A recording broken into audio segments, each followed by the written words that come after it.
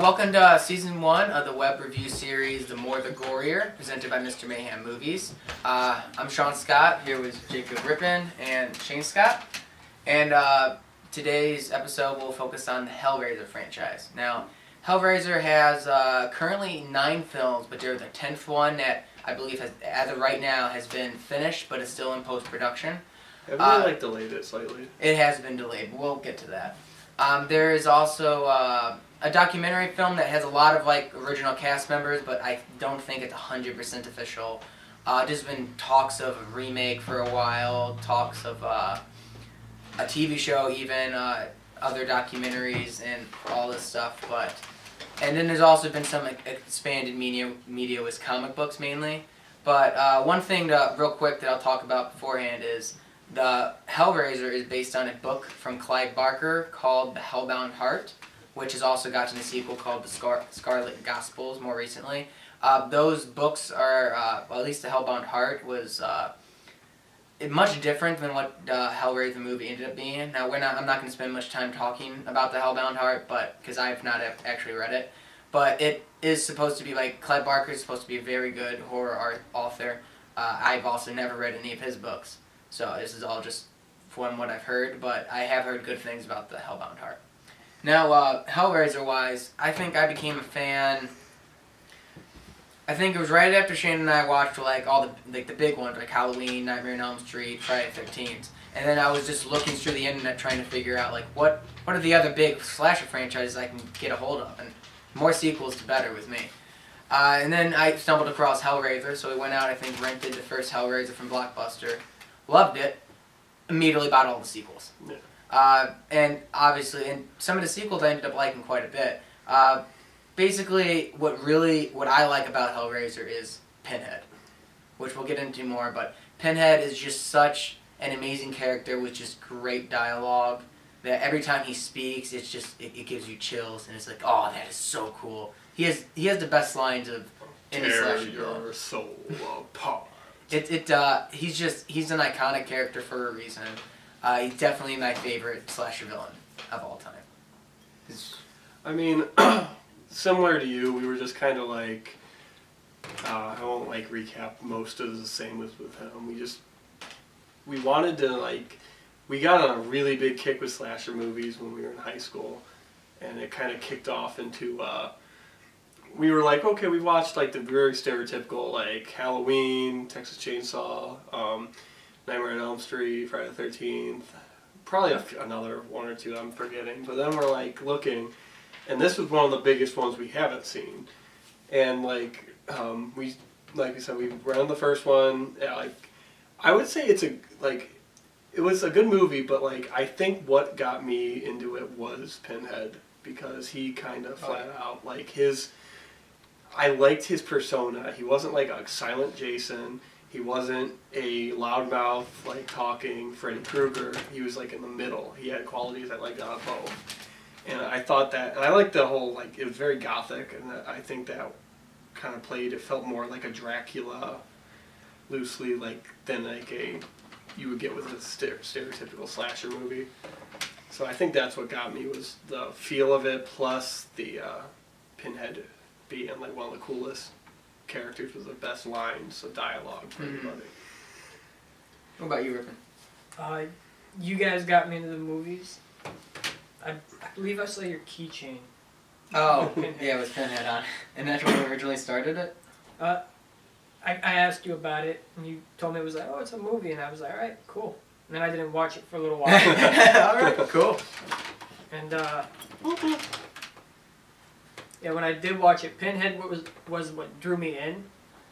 But I think what I took away from it the most was the whole fucked up, no pleasure without pain thing. You're really into that. I can see that. That is we'll talk more about that, but it's much different than most slasher films. Very. Okay, so we'll begin to review by talking about the very first one, which is just called Hellraiser. This one, it's very difficult to describe, because you kind of need to see everything that's happening in it in order to understand it. But I'll try my best to describe the plot, because it is kind of out there. So with it begins with Frank, who is this very terrible person opening something called a puzzle box called the Lamech configuration, which is that thing up there. Now, it has other names, and I think I'm pronouncing it wrong, like the Lamarchian box, because that's the puzzle maker who created it. It's known as a lot of different things, but anyways, when you open the thing, it sends you to a other like dimension of sorts. It's never like quite clear what it is, but it feels like hell, but I don't know if it is hell. Like it's probably kind of like what we think it is, but anyways, at this dimension, there's a thing called Cenobites that which is what Pinhead is one of, and they basically rip him apart. Now then we go to like the main story that's happening. So it's Frank had a brother named Larry who just got married to someone named who's kind of been married for a bit, was someone named Julia, and Larry also has a daughter named Kirsty that was from a different marriage. Larry and Julia moving into this new house, and it's very clear that Julia doesn't like being with Larry, like, because there's also multiple flashbacks of Julia having like hardcore sex with Frank. I think on their right before their wedding, on their wedding dress. Mm-hmm. So it's very clear that she does not want to really be with Larry. She's just kind of settling with him, and it's sad because Larry is like a very someone you really feel sorry for. He's a nice guy, and he's really trying to make things work. So with that, it goes. Something happened, then Larry accidentally cuts himself and starts spilling blood at some parts of the house. And the house is where Frank opened the puzzle box. So blood spills on the floor, and after a while, Frank comes, because of the blood, it revitalizes Frank, takes him out of that dimension, and sends him back into this dimension as as a skinless guy. Yeah, he's skinless. So Julia, wanting to be with Frank, starts bringing home men, killing them, and spilling their blood so Frank can then slowly become more and more human. And then, basically, while this is happening, the puzzle box gets thrown in with Kirsty, and she eventually opens it, not knowing what it is, and it summons the Cenobites, which is led by Pinhead, and then he has 3 other people with him: the female Cenobite, Butterball, a very fat one, and so Butterball, and then there's a guy named Chatterer, who's besides Pinhead, one of my favorite Cenobites, because he's just, you can't see his eyes, and he's just chattering teeth. So I don't want to just describe the plot to death, but it involves the Cenobites clashing with Frank, and Kirsty thrown in there trying to defeat all of them. So you guys have anything that you want to say about Hellraiser? I could go, I guess. I thought it was a good movie. It was very unique in how it did everything. It was more unique than the stereotypical slasher movie. Mm-hmm. And I think it kind of continues that throughout the series. But I thought, acting-wise, it was pretty good. The guy that played Frank, both the skinless Frank and Frank, they were played by different guys, were pretty good. I liked Pinhead doesn't say much, and he's actually not on screen too much. The main villain in it is Julia and lesser Frank. So, Pinhead's not really the villain.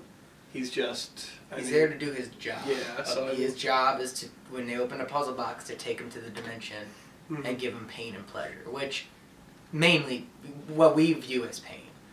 But, yeah, he's not really the villain. Yeah, so, and that's actually almost... As you get into most of these, he's not really the main villain. Mm-hmm. Or, he's just kind of a tertiary, neutral. Because, he wants Frank.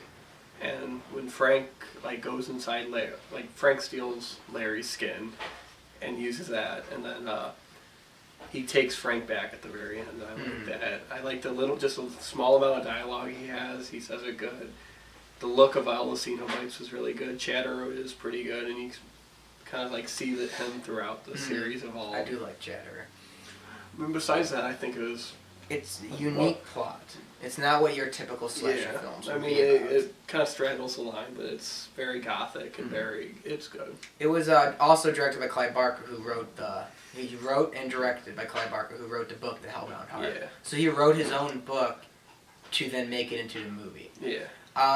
And there's a lot of backstory with that, but basically he has very unique ideas that Most horror movies are not like that, and it does feel gothic, which goes and like Pinhead kind of has like a Dracula like Yeah, feel, he's very Dracula. which is much different than at the time we had Freddy, Wisecracking, Yeah, Jason. I like how he's like people. in between a silent Jason and then the very talkative Freddy Krueger. He's in the middle. He's elegant. Very quiet. Doesn't talk too much. Overuse his vocabulary. Chooses his words very carefully, I would assume. What do you think? I agree with both of you.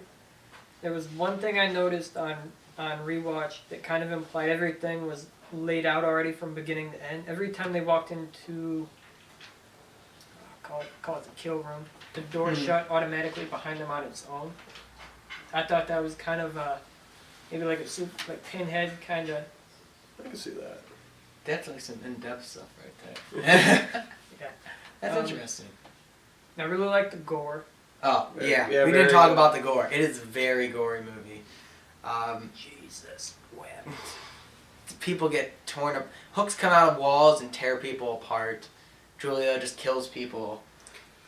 Skinless Frank, like, sucks out their life essence. One of the best scenes was Frank coming to life.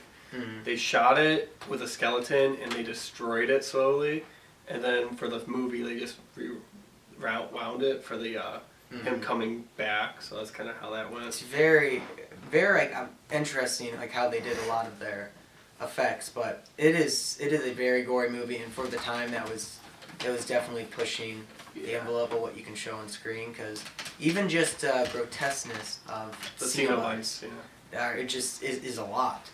Especially for the 80s. It was different than the slasher movies, but I think it fit right in with that whole niche. It's just, one thing with these movies is they have a very select fan base. Yeah. Like, if you're someone who just loves slasher movies, doesn't necessarily mean you'll like Hellraiser, because it is different. Mm-hmm. Do you have anything else you would want to add to it? Nope. Okay. So, overall, I really enjoyed Hellraiser, and I want to say that since it's the first, which normally is the best in my opinion, it is probably my favorite after rewatching it. Yeah. But it sets up a very good beginning to the Pinhead legacy. It sets up an area for a mythos that most other slashers cannot it had do. the great mythology behind it, which is it really like a mythology that much? If I had to compare what it has a potential for, it's like Cthulhu mythos. Because most of the other ones, there's not much. You get what's going on. There's not much going on, but it's a whole world you could explore, I think. Yeah, it is very.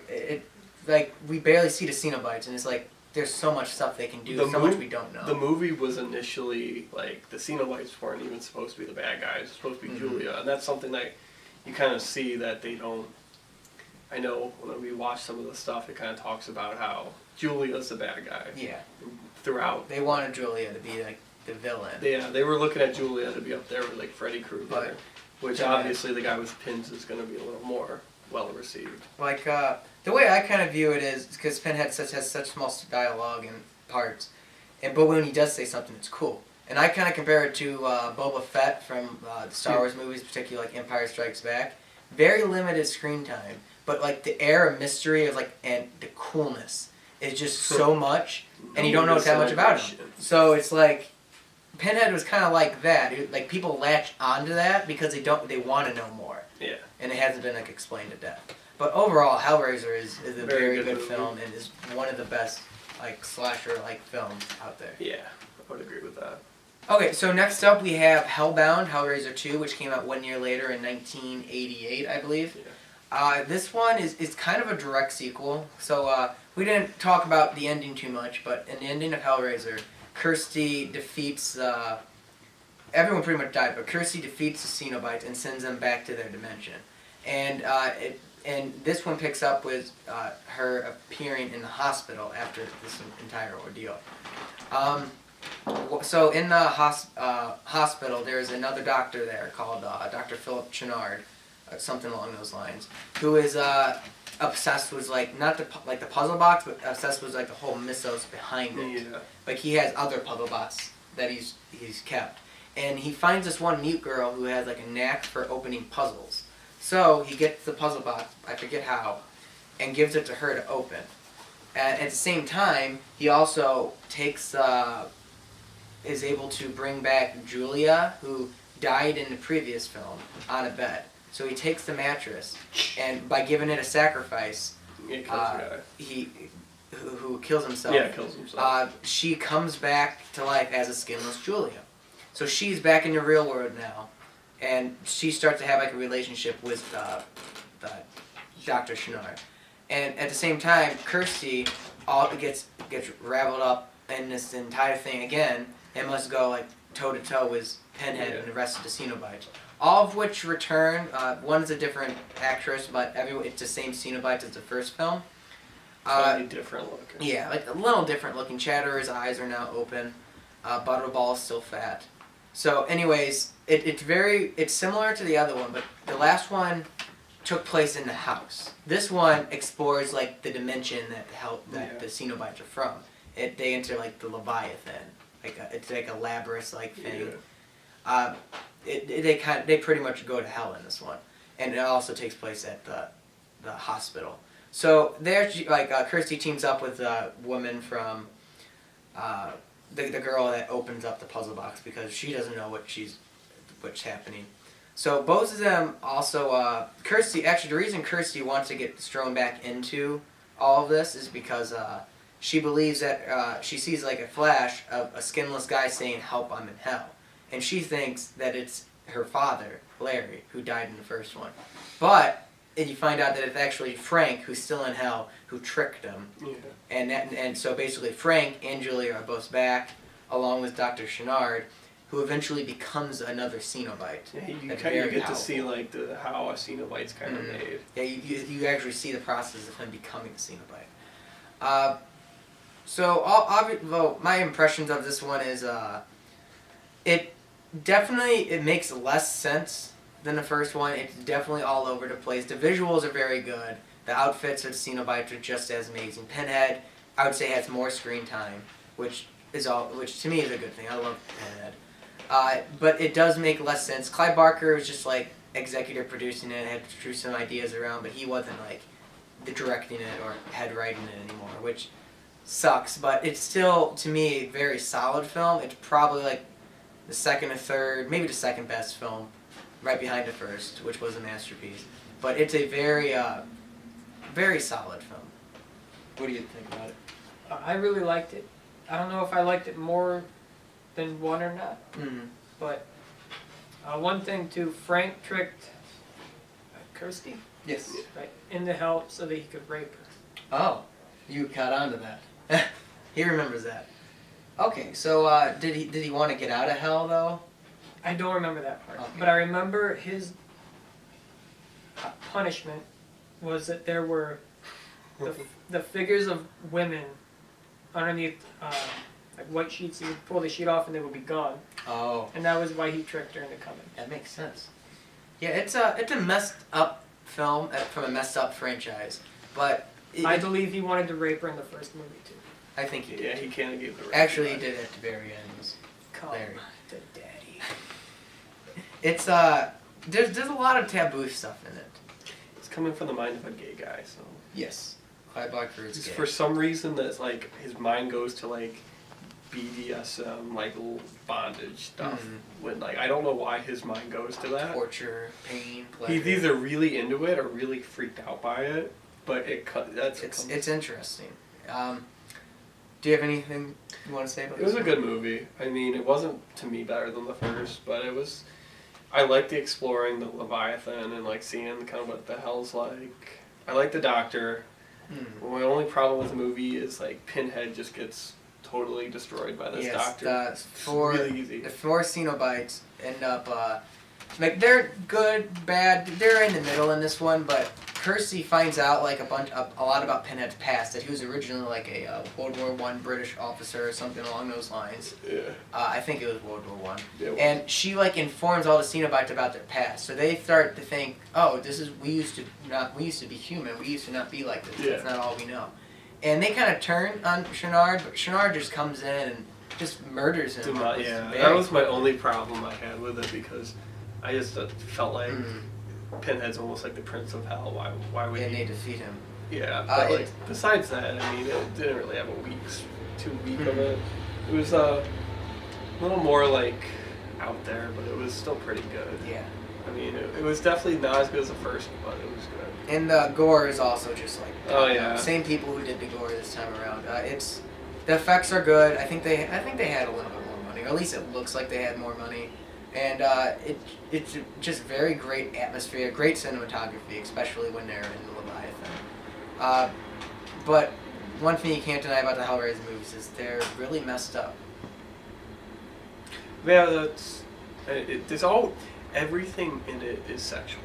Yes. There's everything. You look at anything, female one has like a vagina looking thing right here. The guy's head has like, we watched a documentary and these were on purpose. It's not just me looking at it and just seeing it everywhere. It's actual thing. That was kind of where they were going with it. There's a lot of undertones and a lot of overtones. Yeah, they're very explicit. It's very unique in the series, as a series. So like that, just all throughout these. But it's actually more toned down as you go this way. Because like the first three especially were very like that. The first the first four are very high budget. Well, compared to around when Miramax got it, I think, is when it got less like that. And we'll explain those things. But overall, Hellbound I thought was a pretty very good movie. Not as good as the first. So. It was a good. Very good continuation. Okay, so after they made Hellbound Hellraiser 2, they immediately wanted to get work on another sequel, but it didn't come out until 1992. And this one, the first two were like British, and this one took place. I think it was filmed in North Carolina, or something. Like, it was filmed in America. I forget exactly where. So this one, I think same writer came back, but it was a much different type of movie. Very like it felt 80s, even though it wasn't 80s. But I would say this one is the most slasher-like of all the ones, and it definitely not like Jumping the Shark. That's the next one, but in this one, it's definitely a much different type of movie. Like it does have like the whole gothic atmosphere kind of, but it's not to the same extent. And this one, it feels a little Americanized. So this one, I forget exactly how the first four movies do lead together well, but I forget exactly how this one leads into the third movie. So anyways, I remember now. The second movie, it ends with the mattress that Julia had died on. A pillar comes out with Pinhead's face on it at the very end of the second one. Now that pillar, for some reason or another, ends up being in the possession of a nightclub owner named J.P. Monroe. Yeah, that was really weird. Who just likes to collect a lot of weird artifacts. Now, Pinhead, even though he was defeated in the last movie, his out of all the Cenobites, he was just so much power behind him that he got split in two. One, his good self, who was the World War I officer, and then there's the regular, like the evil Pinhead. And the evil Pinhead is stuck in that pillar, while the other one is stuck in limbo. So the Pinhead eventually starts talking with, and he's a pillar at this time, starts talking with J.P. Monroe to get him to open the puzzle box and unleash him and bring Hell on Earth, which is the title. And with that, like, all the other Cenobites are gone, and with this one, when he comes back, he starts creating new Cenobites, which I'm just going to say now is probably my biggest problem with the film. The Cenobites, before they were really cool and grotesque, and even though they are grotesque, they're beyond cheesy this time. Yeah, that was my problem with the movie. There was like a guy that shot like CDs out of his head. CD head. Yeah. Creative names. I mean, they're Cenobites, they were cool, but it just didn't feel... I mean, this was still a good movie, I would suggest. It just wasn't... That was my problem with it. It had good gore still, so I mean, it still had that going. I like the whole his face in the pillar. That was really cool, where there's flesh it's just hanging him off. talking to him through the pillar, and it's still scary. But also along with this, there's a reporter who's looking into Monroe and all that. She's the protagonist who's trying to stop it. She teams up with the Pinhead's alter ego, the original one, which I believe is Elliot Spencer's his real name. Yeah. she teams up with him in Limbo, whatever, and they end up finding a way to combine Pinhead and Elliot Spencer in order to defeat Pinhead for good. Or for good as much as the third one out of 9 movies. So she's like the main character, but I would say overall most of the characters I don't particularly remember. I remember the Cenobites well, but not for good reason. The characters were kind of forgettable. I mean, I haven't watched it in a while, so. It has been a while, but and I would say it's not a bad movie. No, it was the downward. But it wasn't as good. You could tell that's where they're kind of. I mean, they were bought out by another company like after, so like I can see it was where no longer made from New World Pictures, I think, made it. And my other thing was wait, I already talked about the Cenobites. Yeah, I forget what else I had against the movie, but it did feel it felt Americanized, which and never a bad thing, but it was like a lot more explosions. Oh, I remember one thing. Oh, it was really explosive. I did like at the end was there's a part where the main girl's trying to take refuge in a church, and Pinhead shows up, and he just like acts like he's crucified up at like the altar, and it's Pinhead at his best. Have you seen this one? Yeah. Okay. What do you think of it? There were parts I really liked. There were parts I didn't. I didn't like the pillar. You didn't like the pillar part? I thought it was weird. I didn't. I can see that. Feeding people to the pillar. I thought it was overdone. I really liked Evil Pinhead though. Evil Pinhead. Yeah. One thing, like the other 2 movies, he was kind of like a lackey of hell, trying to like do what like he's told to do this, so he must do it. And this one, he's like, I'm just killing. I'm just killing people. There's actually a very good, right when he like breaks out, he like murders everyone in the club. Yeah. And he turns some of them into Cenobites. But yeah, he just like that's what we were talking about with Jason, when Freddy vs. Jason, where he's at a rave just killing people. And this one, this is like the first time Pinhead just going around, just hooks everywhere, flesh torn apart, which is definitely like an interesting thing to do. You kind of want to see like a high body count like that, but there's a lot of like problems with the movie, but it's definitely not the worst Hellraiser. Okay, so after part 3, they moved into part 4, which is just called Hellraiser Bloodlines. Now this is the last theatrical film made. Everything else from this point on went direct to DVD. Now overall, this is the one where a lot of people say jump the shark because it's Hellraiser, it's Pinhead in space. My problem is, it wasn't just in space. They had like three different things. 3 different storylines. And to me, that was hard to follow. And not the 3 storylines weren't told like one, then the other, then the other. It was like back and back and like forth. that. So just a quick rundown of each storyline. One is back like in 1748-ish, about the creating of the puzzle box by a guy named Philip Lamarchand, something along those lines, and some like cult of people who like Cenobites want to like resurrect it. I mean, like open a gateway to there. So they have him make the puzzle box, and that's how the puzzle box is made. Then they jump forward to like Now Time, which is actually kind of a continuation of the third one. The third one, she buries the configuration in a thing of concrete, wet concrete. Now this one it's stuck inside like under a building, and so it's a little into the future since part 3. And the building around it is designed kind of like a puzzle box. There's like the same similar architecture. It looks like the design on the puzzle box. From there, like I can't really tell you too much of what happens there. It kind of follows a typical Hellraiser thing, but the third part takes place in space and way in the future.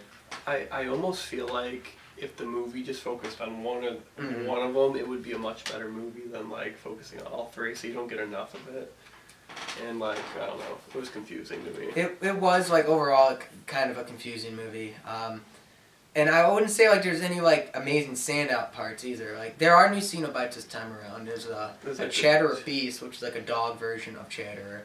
There's these 2 twins guys who get their face like wrapped together. There's a girl. They were pretty cool. They were cool. And then like Angelique has her skin on top of her head peeled down. Like I would say, beside the third movie, the Cenobites have always had very good looks. Yeah. So that was definitely going forward a movie as opposed to the third one. But this made the least amount of sense out of all of them, I would say. And Pinhead in space is just It's less so that what they do is it, and more so the fact that they did it, that people are just going to make fun of it for. I don't think you've seen this one. Okay. I would recommend a watch, but it's worth one watch. Yeah. There's a reason it went direct to DVD. I thought this one didn't. No, after this, it Yeah, went direct to DVD. Yeah, I think they would have been better off doing something else, and they would have got more theaters.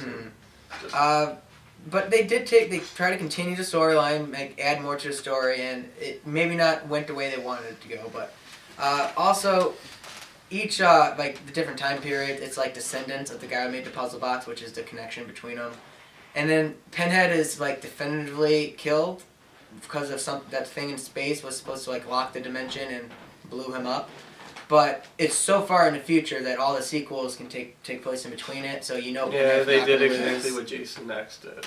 Just hey, it's so far in the future, we could do it. And it's an interesting movie, worth a watch, but I would say it was my least favorite out of the first four. Yeah, the first four it is. And it was ambitious, but might have been too ambitious for its own good. Yeah. Okay, so after Bloodlines, there was part 5, I think we're on now, at Hellraiser Inferno, which is the first one to go direct to DVD. It came out in the 2000s, I forget the exact date. It was the first one that wasn't... Was it the first one that wasn't initially a Hellraiser?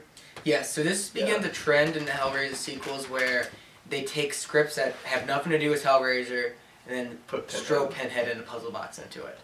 And you could see it in most of the next ones. Yeah, most of these movies you can kind of see it because it seems like an afterthought. In fact, this movie has the least amount of screen time for Pinhead. Ironically, I really like this movie. Yeah, I really like Inferno. It's it by was far my It was favorite. Very head trippy, but I guess you could explain the movie. Yeah, first. it's by far my favorite the direct to DVD ones, and it rivals the one the first and second one for me. I enjoyed it that much. Yeah, and we know it's not a good movie, but we like it. It's entertaining. A lot. I watched it. So with Hellraiser Inferno, it involves this detective who's a really corrupt guy. Yeah, he's not a nice guy, but he's the protagonist, and he's looking into a bunch of these murders that's been happening lately, and he just comes across the puzzle box, and basically it's kind of hard to describe in particular, but from there, after finding the puzzle box, he starts to explore these different.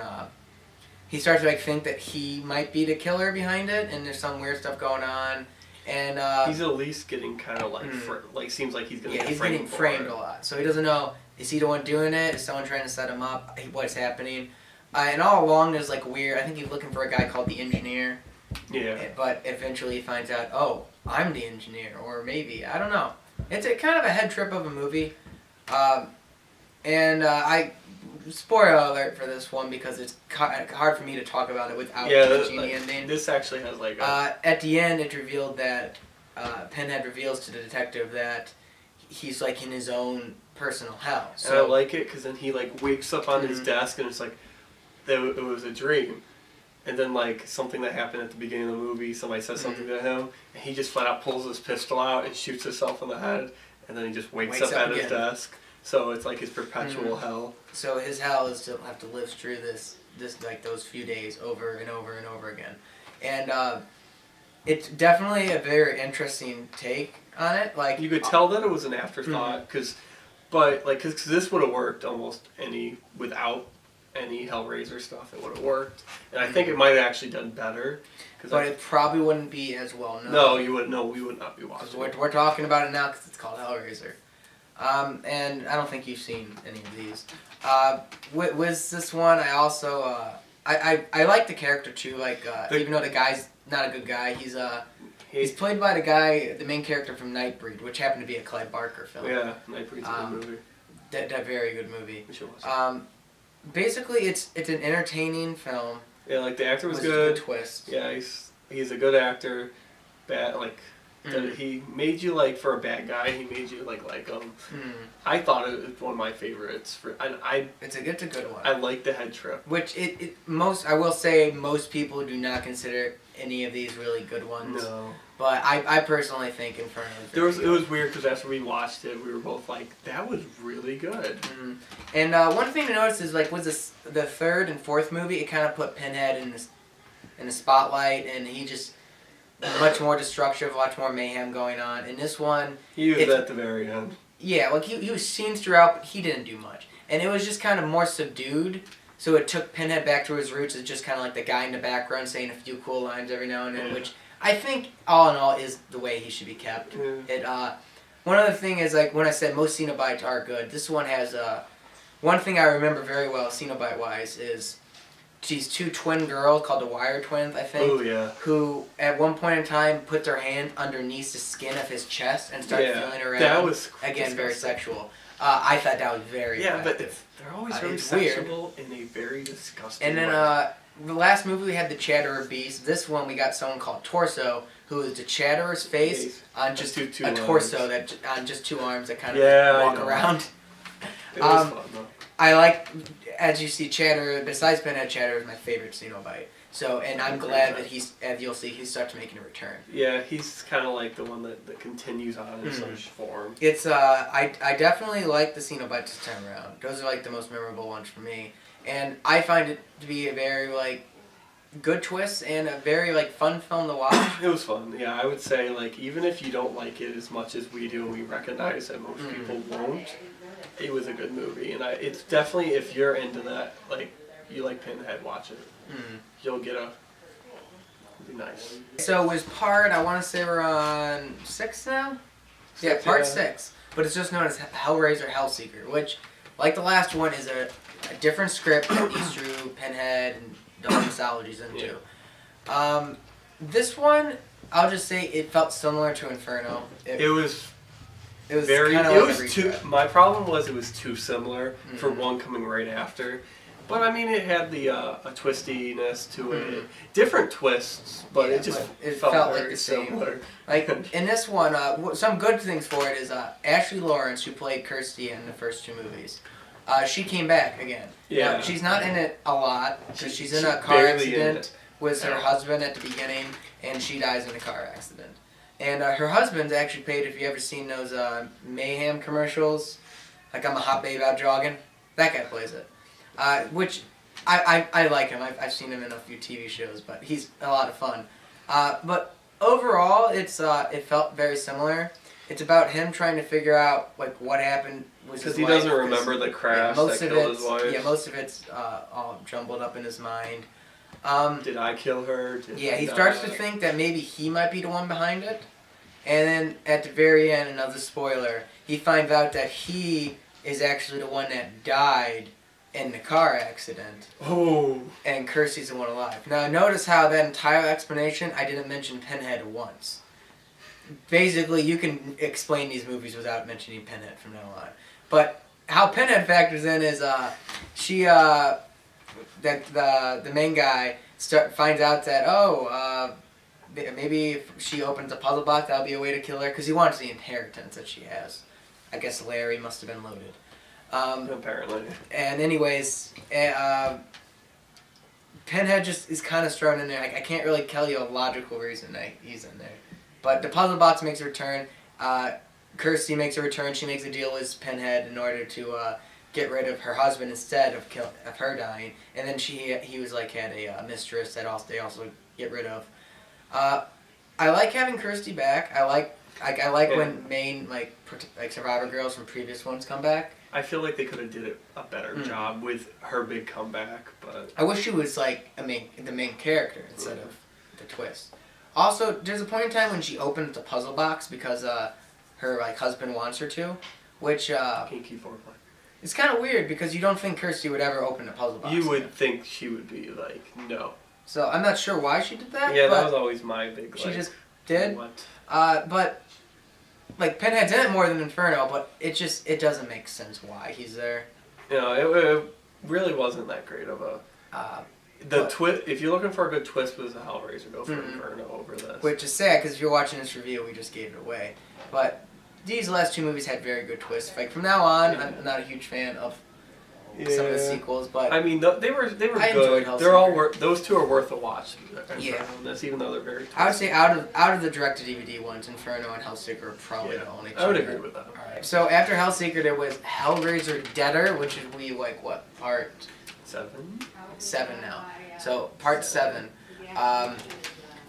This one, I'll just say right off the back, is my least favorite. This is my least favorite by a long I don't enjoy it at I all. don't know if I just didn't like my first time, formed a bias, and just hated it every time. I don't think I have. I just think it made no sense. And, like, if we felt like the last two had, like, kind of a pushed Pinhead into it, this one really did. And, like, I can see the connections more than Hellseeker was the whole Hellraiser mythology, but yeah. there's still, like, it had no point in being there. So, the basic plot of this one is, there's this, like, one, like, newspaper, like, journalist of some sort, played by, Carrie Wooer, she's in a lot of, horror movies, like the last two Prophecy films and Anaconda, I think. She's, like, a mild scream queen. Anyway, she's in this one, and she, like, starts investigating this, like, place in Europe, and there's, like, a suicide, like, cult. Wikipedia's helping me out with this one. It doesn't make much sense. And it's about a guy who's able to bring back people from the dead, and, like, she watches the video. I know he doesn't look like it for some reason. I get a Chris Angel mind freak vibe from this guy. So, this guy also claims to be, like, a descendant of the Marchand who created the puzzle box. Of course he is. Now, I don't know if he's then related to the guy from the fourth movie. Who knows? Yeah, but who knows, they probably who weren't cares, thinking that whatever. too far. Anyways, she starts looking into it, and she, like, gets drawn into it, trying to figure out what's going on, and also, like, because it's, like, a descendant of Le Marchand, the puzzle box gets thrown in there for good measure. Pinhead comes out at the end. Of course he does. It's always at the end. Kills people. I think Carrie Wooer's character is the one that, like, opened it, trying to get rid of them for a reason I can't really remember. There was I remember it's kind of cool how, like, the main cult guy gets, like, taken by them. I don't remember exactly, but I remember it was kind of cool. But I do know at the very end, Carrie Wooer's character kills herself in order to not be taken by Pinhead, which is something I don't think anyone's ever done. Yeah, I forgot about that. Which is interesting. That's actually decent. Another, I'll say the one thing I remember from this was there's this, like, weird, like, rave-like train car that she has to go to. Yeah, that was the weirdest thing. It's weird, but at the same time, there's also, like, the whole, like, sexual undertone. And then she comes back to it later and it's been, like, attacked by Pinhead or something. Along those lines. It's like blood everywhere. And I remember that. It was memorable, yeah. And there were some good, like, not jump scares necessarily, but, like, really good, like, tense moments. But it's, like, boring, good moment, boring, good moment. It wasn't a very consistent film. Yeah, that's definitely the weakest in my book. And I just, honestly, I didn't care much. Again, it's a Hellraiser, if you like. Pinhead, he says some cool lines. Yeah, Pinhead always says good lines. Good Cenobites. I don't know, like, there's this one guy, I don't know if he appears in this one or the next one, but a guy named Bound, that just a Cenobite that looks like was, like, leather blocking most of his face. It's hard to describe, but a lot of the Cenobites are actually, like, really cool, so I know I keep saying that, but yeah, that's like a strong Cenobite movie. And then Pinhead always has good lines, almost always. So he doesn't have, like, Freddy Krueger lines. yeah, they're not, like, they're not normally not cheesy. They're actually really, like, elegant and in their delivery. And one thing that I actually really regret bringing up till now is that so far Doug Bradley has played Pinhead in every movie. And that's why Pinhead is so good. Yeah. It's Doug Bradley is the best. He's a very good actor. He's very theatrical because he got his start, like, in theater. Yeah, and so that's you can tell the difference. Yeah. But he makes it his own. Like, it's, as you'll see later, it's hard to watch one without him as Pinhead. I mean, Pinhead's Doug Bradley. You really can't separate the two. It's hard. Like, Chucky's not going to be able to be separated. Like Robert Englund is Freddy. And you kind of saw how that was difficult to separate. Without them, it's very hard. So obviously, Doug Bradley is one of the reasons that, like, these movies are still watchable. Yeah, I would say he's the main reason, especially like that. Okay, so the next movie is this would be part 8. It's Hellraiser Hellworld, which was actually filmed the same time as Dead or immediately after, and they were both released the exact same year. I forget when, like 2004, 2005-ish. All of these sequels really run together when they were released. With this one, it takes place like the Hellraiser is a franchise. Which isn't that So, obvious all that when you stuff watch before, the movie. yeah. Because I just looked it up on Wikipedia and it said that, and I've watched that movie at least twice, and I've not picked up on that. So I like to view it as it's just Hellraiser somehow became a video game, because it's just like a weird like video game that they don't actually show a lot of the video game. Well, yeah, you get something, and then you get invited to this house. But with the whole thing going on, it involved friends, and one of their friends like commits suicide because he got so into the game. So they like decide to get off the game, but then they all get invitations to go to this like awesome Hellraiser party. Because I've never been to one of those parties, but I would like to. So when they it's get in a mansion. yeah, it's in a mansion at the party, and there's like apparently people are really into Hellraiser. Apparently. Yeah, and then when they get there, Lance Henriksen actually plays like the host, which was kind of cool. I mean, you see him in like Pumpkinhead and Alien movies, and like he's a pretty good. I mean, I don't know where his an career's. I mean, he was in Scream also, so it's like he's a pretty iconic guy to get like this late in the series. I mean, I don't know where his career is exactly. Yeah, his career is not exactly in like the big movies they once were, but he's pretty much coasting off those. Yeah. His old career, but he's still a good actor. I have seen movies where he's just god awful in this movie, he's not too bad. Do you remember? You know who Lance Henriksen is?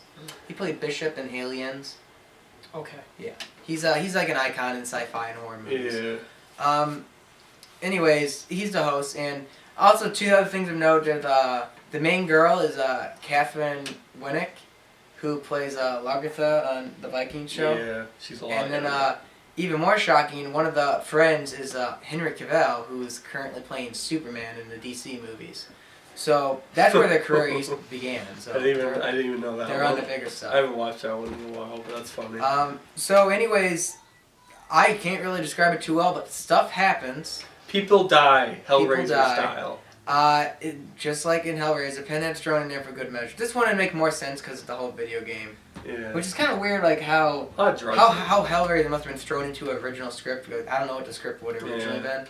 But in the end, and this is also a spoiler, they find out that the main characters have actually been drugged by the host. They're in coffins under the ground. And he's been like torturing them and doing some weird stuff, which if you look back at the story, like you can kind of see it sometimes, and other times it's like that makes no sense. Like, how did that happen in real life? Like, there's a time when when a girl goes down on Henry Cavill. Yeah. How did that happen in an hallucination? Like, what happened in real life? He was having a good dream. I don't know, but it's an interesting enough twist. It wasn't a terrible twist. And wasn't Lance Henriksen's son the one that committed suicide? Yes, his son is the reason he's doing it. Is his son committed suicide, and all the friends got him into the game. So that's why he does it. He gets away at the end, but Pinhead shows up. Yeah, there's a real Pinhead. Yeah, so the Pinhead he saw in the thing was just like hallucination caused by like him getting torturing him. But then he goes and does he open the box? Or? I think he does. And I don't know why. He's like in a sleazy hotel room after escaping. But and then the real I remember Pinhead said something really cool when he was actually the real one that came out. So yeah, apparently Pinhead, and also he's exactly like he was in the franchise for some weird reason.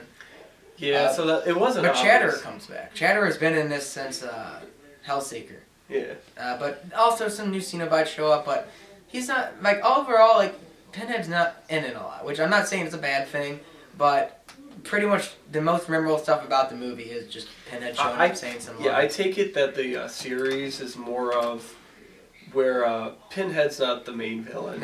He's always just somebody that kind of comes up, and I actually see him in a way. He's justice. Because a lot of time the protagonists sometimes aren't the best people. So in the end, you kind of want Pinhead. You want Pinhead to kill these people, the bad ones at least. Sometimes the good ones, but that's what I got from the series in general. Is he's just here to just kill the bad people.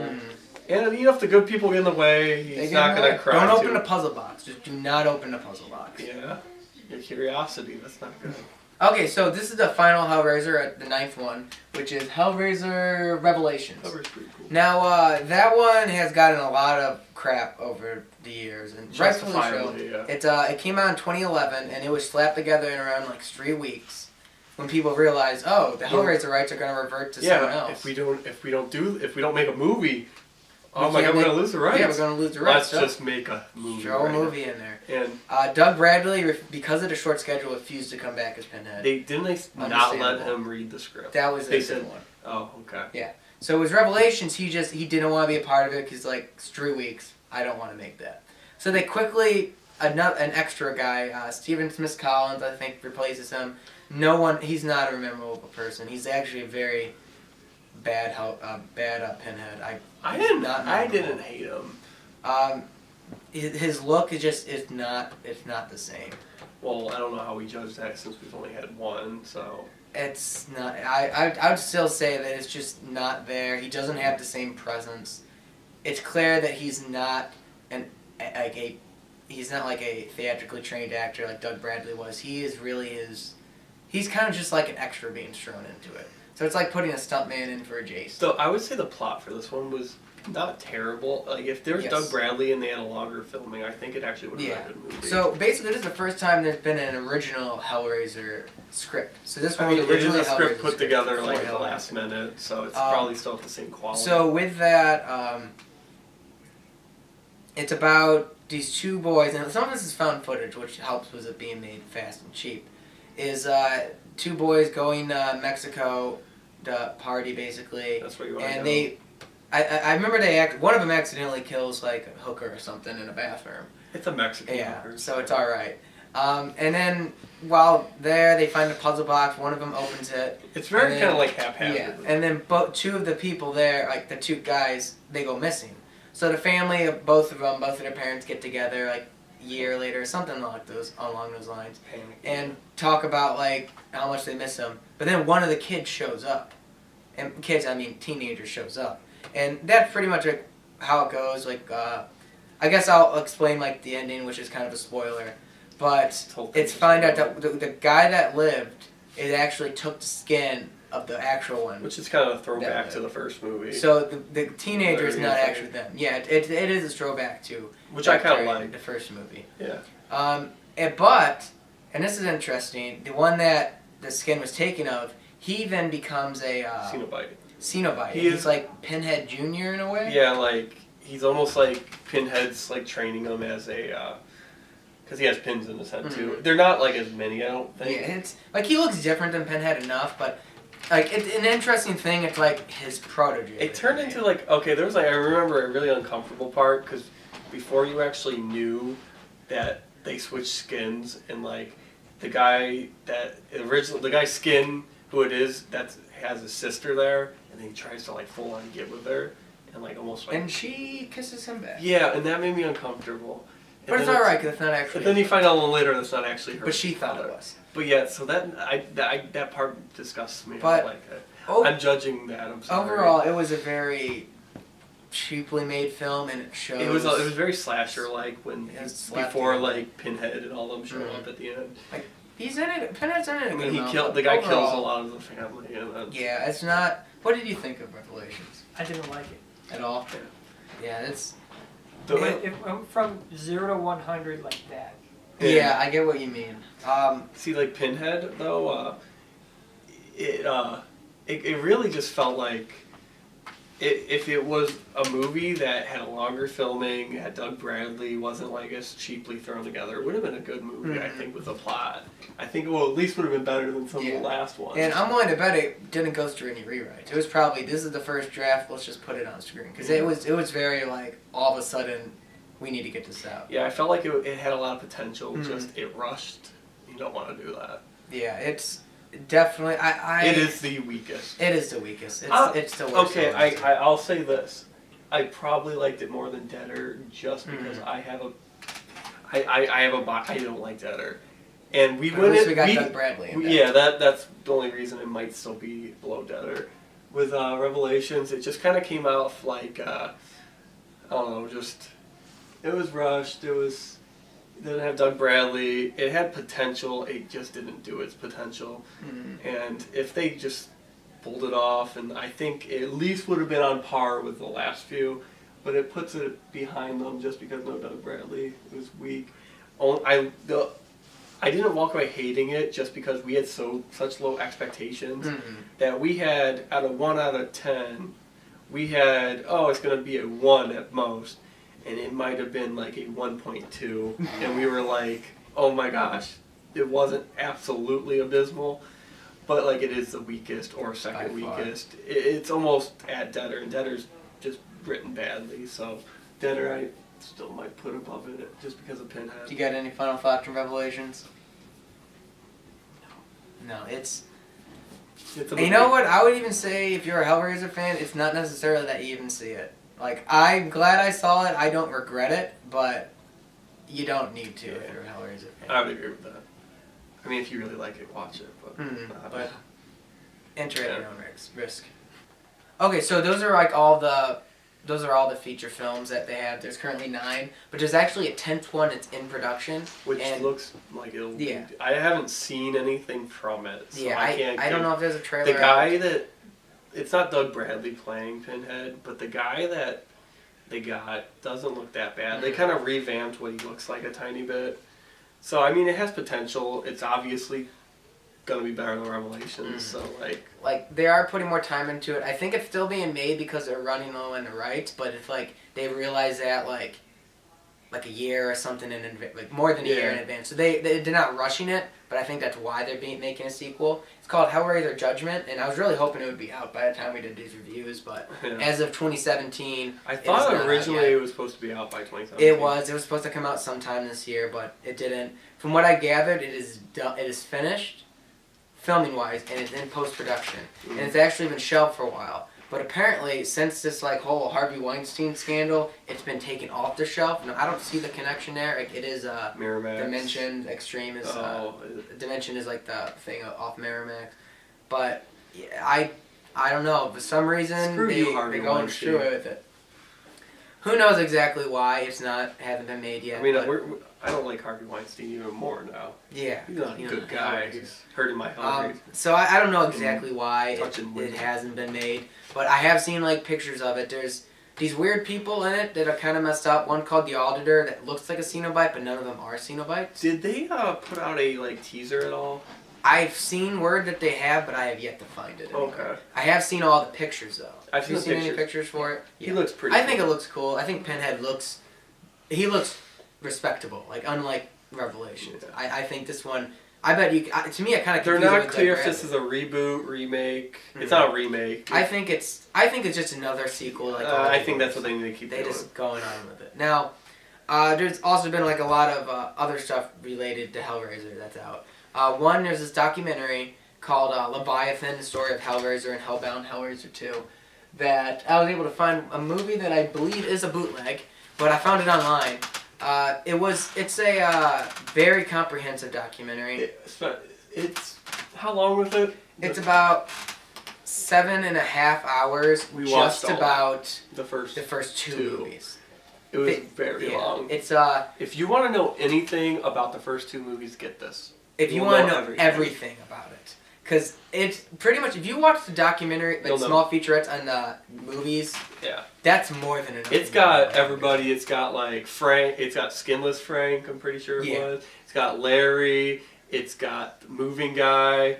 It's the guy who moves the mattress. Well, he was more. He's in it. Yeah, he was involved. Yeah, like, he's Clive Barker's friend. Yeah, but like they don't have Clive Barker. That's the biggest, no Clive Barker. Apparently he was sick, and that to me is just a big deterrent from the documentary. He gave his blessing for it, but he wasn't in it. Because Clive Barker is amazing. He's the man behind those movies. Yeah. Now, another thing that shocked me that I found no one mentioned is that Kirsty Cotton, that actress, is not in it at all. No. And I don't understand that either. I thought she should be in it. They talk about her a lot, but she's not in it at all. It's got a bunch of bonus. But they have Doug Bradley, which is Doug Bradley's what you really do need. And like if without Clive Barker, Doug Bradley is the other one. You actually maybe even sometimes more than Clive, because Clive didn't have as much to do once you get past the first 2. But like it is about the first 2.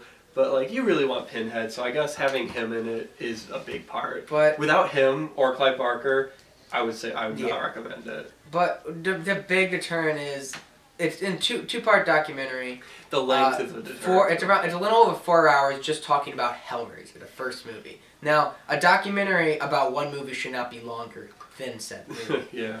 But somehow it was. You learned and then Hellbound Hellraiser 2 is shorter. It's only 3.5, so that's good. It's very long and tedious. It's just the people talking about how it's made, what they thought of it. Something. It's Interesting not all like not all of them agree on how stuff turned out. Some of them don't like it, and then they all hate the ones that come after the first two. Nothing but crap on those ones. So that's a documentary. I recommend it. Doesn't the documentary DVD come with like a crap ton of bonus features? Yeah, there's also like straight out of the bonus features. So it's like if you want if you like Hellraiser, watch that. If you want to know everything. But it is pretty expensive to find online. Yeah, I would say it's worth. There's also been talk of a reboot, / remake for a while that it originally had like I think like Todd Farmer and Patrick Lussier, I think them attached, who made a lot of big time slasher movies and stuff. But they've dropped out. But then Clive Barker said that he would write and direct it, and it would star Doug Bradley as Pinhead. Now, since then, Clive Barker has since said that he probably wouldn't direct it, and that he's getting old. He's like late 60s. But he did turn in multiple drafts to the company, but it's been 2 years and no word. So I would say that So Clive Barker seems to be very interested. Doug Bradley we've talked about the one that there's kind of saying they're gonna should be coming out. Doug Bradley has actually said if they made another movie, he'd want to be in it as Pinhead. Don't know if they're gonna want to go with him or stick with this guy. So that's to be seen. I mean, that could be another 5 years away. And then actually, the reason Doug Bradley isn't in like the 10th movie Judgment is because they had to sign like a non-disclosure agreement or something where if he needed to agree to be in the movie before reading the script. Which I think that's the stupidest thing you could tell somebody to do, because that's why we have a new guy, but that's fine. So I don't know if the remake or reboot will happen, but I want more movies. Yeah, I don't care if they're crap. Movies. I'll watch them. I mean, even the weakest two, I would watch again maybe. There's also been talk of a TV show for a while now, but nothing's gonna probably come. This is arguably my favorite franchise. A Hellraiser TV show would have to be like on like HBO or something. Yeah, it has to push the limits. In every way possible. So this is just besides like these movies.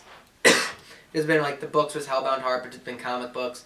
There's also been a fan film that I watched yesterday that I used to watch before that I think was made by the guy who I think like wrote Revelations and he made that one. It was called No More Souls. It's only like 5 minutes long, but look up Hellraiser No More Souls because it's actually pretty interesting. It's